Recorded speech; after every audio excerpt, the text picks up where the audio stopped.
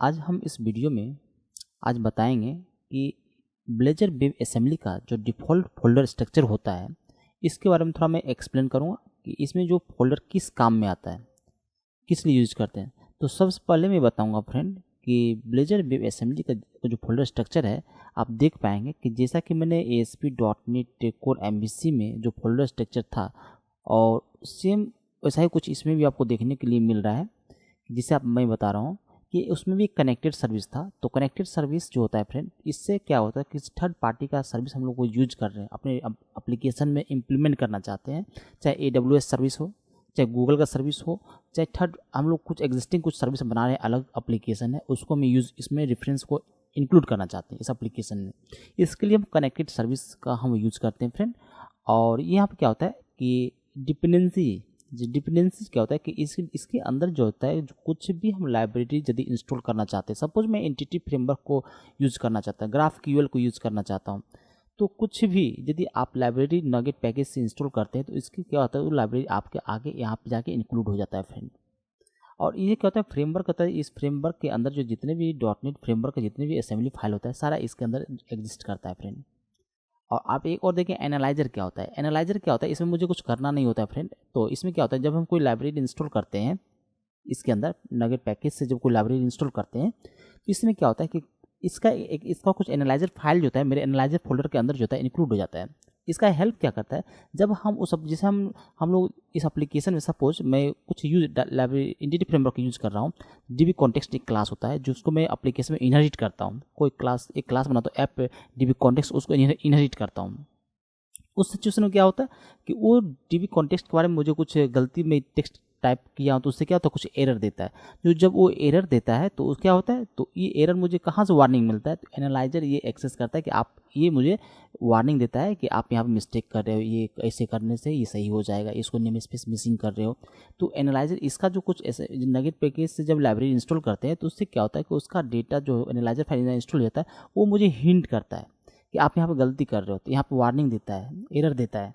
तो एनालाइजर में जाके डिफ़ॉल्ट इंक्लूड हो जाता है, इसको मुझे कुछ करना नहीं होता है। लेकिन इसमें मैं बता दूं एंटिटी फ्रेमवर्क हम लोग लाइब्रेरी इंस्टॉल नहीं करने वाले हैं फ्रेंड, क्योंकि ब्लेजर वेब असेंबली है, ये क्लाइंट साइड रन होता है एप्लीकेशन। तो इसके लिए क्या होता है कि मैं यहाँ पे मैं भी इसको बंद कर रहा हूँ। अब मैं जाता हूँ प्रॉपर्टीज़ में। तो प्रॉपर्टीज में जाने के बाद क्या होता है कि यहाँ पे एक लंच सेटिंग जेसन फाइल होता है फ्रेंड। ये भी एक जेसन फाइल है और जेसन फाइल जो होता है लाइट वेट होता है। यहाँ पे एप्लीकेशन का कुछ कॉन्फ़िगरेशन करना पड़ता है। यहाँ पे आप जो है आप यहाँ पे देख पा रहे हैं एप्लीकेशन का URL है, पोर्ट नंबर है, एप्लीकेशन कौन से सर्वर में रन होगा, उसका डिटेल्स यहाँ सारा चीज़ मेंशन रहता है फ्रेंड। तो ये जो फाइल जो होता है फ्रेंड, तो ओनली फॉर डेवलपर के लिए होता है। इसका जो है प्रोडक्शन में इसका कुछ ज़रूरत नहीं पड़ता है। और इसका जो एप्लीकेशन जो है लोकल में जो हम रन कराते हैं वहाँ पे बहुत ज़्यादा हेल्पफुल होता है फ्रेंड इसके लिए। यदि इस फाइल को यदि डिलीट कर देते हैं तो इसका होता है ऑटो जनरेट फिर फाइल मेरे एप्लीकेशन में हो जाता है फ्रेंड।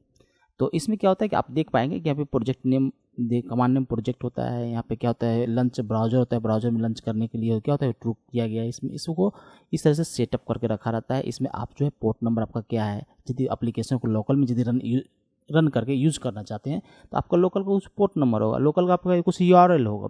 तो उस हिसाब से यहाँ पे सब फ्रेंड मेंटेन करना पड़ता है फ्रेंड।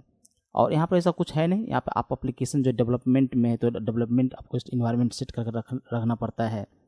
ये सारा चीज़ है। आप IIS सर्वर में यदि चेक करें तो IIS एक्सप्रेस को आप लिखना पड़ेगा। तो इस तरह से हम लोग क्या करते हैं, डिफरेंट सर्वर का भी कॉन्फ़िगरेशन यहाँ का IIS सर्वर है और भी कोई दूसरा सर्वर है तो वहाँ पे और भी यहाँ पे यूज कर सकते हैं। तो लेकिन इसका जो है सबसे ज़्यादा हेल्पफुल होता है फ्रेंड, यदि ये एप्लीकेशन को यदि हम ब्राउज़र में रन करते हैं तो इसके लिए इस फाइल को होना बहुत ज़रूरी है। तो बस इतना इसके बारे में इतना जान लेते हैं। और इसके बाद क्या होता है कि www रूट जो फोल्डर है, आप इस फोल्डर को पहले से भी जानते हैं कि ASP.NET कोर MVC में नेम बताया था। तो ये जो फाइल होता है यहाँ पे स्टैटिक फाइल रहता है फ्रेंड। जितने भी CS होता है, जावास्क्रिप्ट हो, कुछ भी फाइल यदि हम रखना चाहते हैं, स्टैटिक फाइल इमेज हो, कुछ भी यदि रखना चाहते हैं इसके अंदर फ्रेंड हम रख सकते हैं। और मैं इसमें बता दूं, इसमें एक चीज़ इंपॉर्टेंट फाइल है index.html।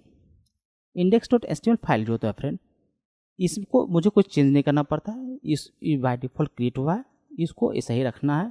क्योंकि जब मेरा एप्लीकेशन ब्राउज़र में जब मुझे ब्राउज़र में देखिए URL डोमेन नेम जब टाइप करता है, एप्लीकेशन का जब नाम कुछ दे के टाइप करता है तो मेरा सबसे पहले एप्लीकेशन का जो है index.html फाइल जो होता है लोड होता है फ्रेंड। तो ये जो इंडेक्स फाइल लोड होता है तो एप्लीकेशन का एंट्री पॉइंट जो है तो रियली में बोला जाए तो यही है। ये जब लोड होता है उसके बाद ही कुछ अलग प्रोसेस होता है, कुछ और प्रोसेस होगा। ये जब लोड नहीं होगा कुछ और प्रोसेस नहीं हो सकता है। तो इसके बारे में अंदर में डीपली में नहीं जा रहा हूँ, इसको अभी इतना ही रहने देता हूँ।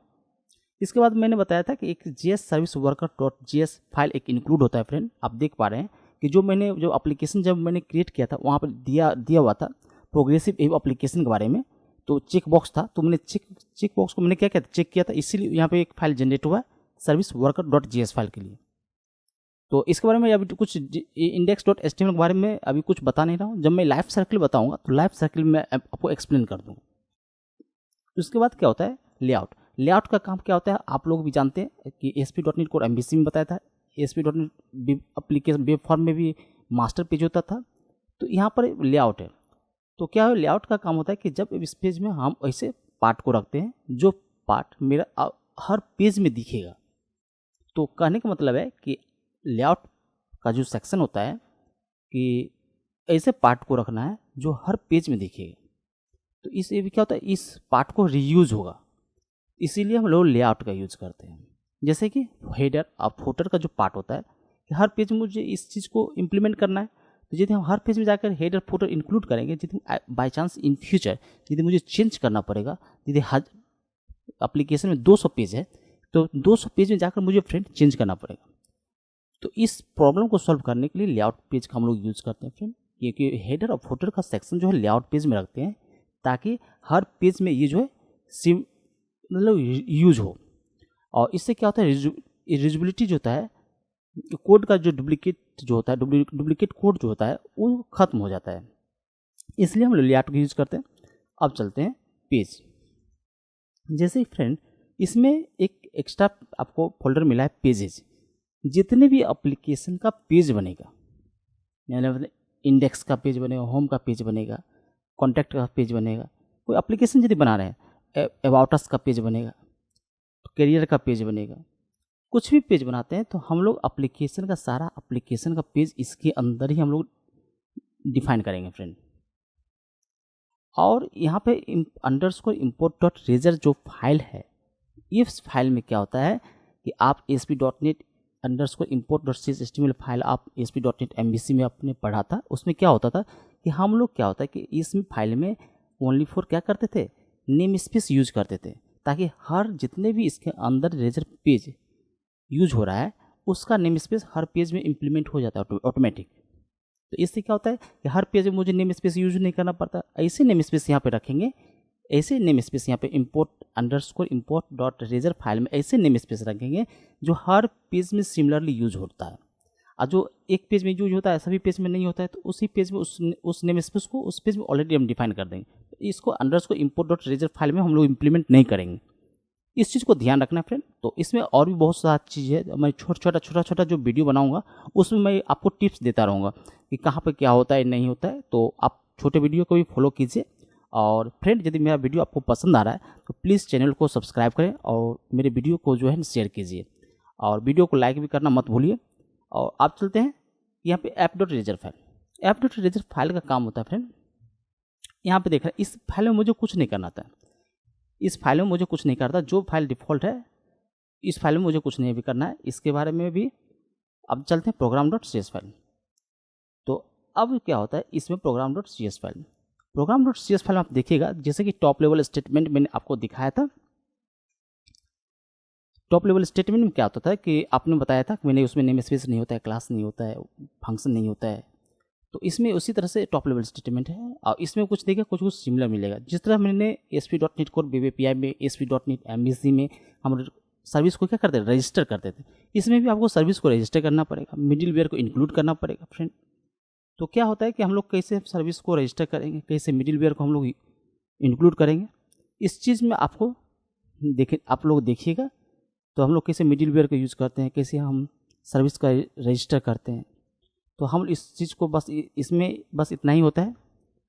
और इसमें देखा app.razor फाइल के बारे में मैं अभी भी बोल रहा हूँ कि इसके बारे में मैं आगे में नेक्स्ट वीडियो में मैं ज़रूर बताऊँगा इसका यूज़ क्या होता है। तो इसका लाइफ सर्किल के बारे में बताऊँगा।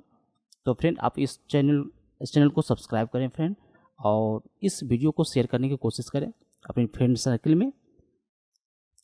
Thank you.